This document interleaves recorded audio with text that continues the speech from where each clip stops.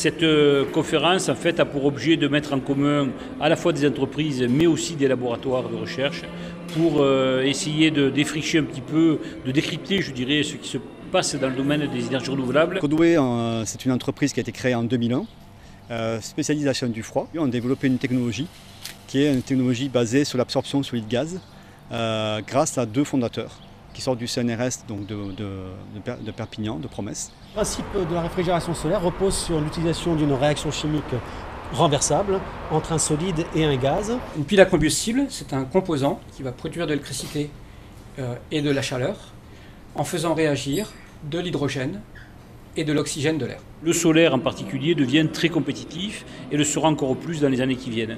Tellement compétitif qu'on peut s'attendre d'ici moins de 10 ans à avoir une énergie solaire quasiment gratuite. C'est une technologie encore naissante, donc ça fait une vingtaine d'années que l'on développe réellement ces procédés, comparé au système à compression mécanique de vapeur qui existe depuis les années 1910-1920.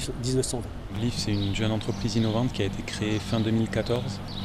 Et qui travaille sur des technologies de méthanation pour produire du méthane renouvelable. Ce démonstrateur, en fait, c'est un pilote qui nous a permis de tester des nouveaux matériaux de stockage pour des procédés industriels, donc des centrales électrosolaires thermodynamiques, et dans lesquels on a testé donc, des matériaux alternatifs que l'on fabrique. Nous, ce sont des céramiques à partir de déchets industriels. Pour l'instant, on en est à il y a eu des démonstrations. Boeing, Airbus ont fait des démonstrations où c'est possible d'embarquer des piles à combustible.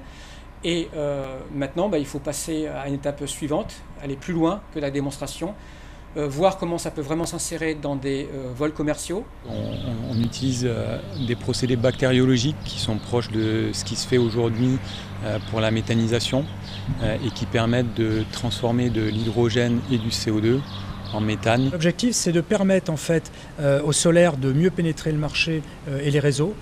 Donc le solaire, comme on le sait, souffre des intermittences du soleil, et donc on a besoin de stockage pour faire en sorte que les procédés solaires produisent une électricité bien constante, bien lisse.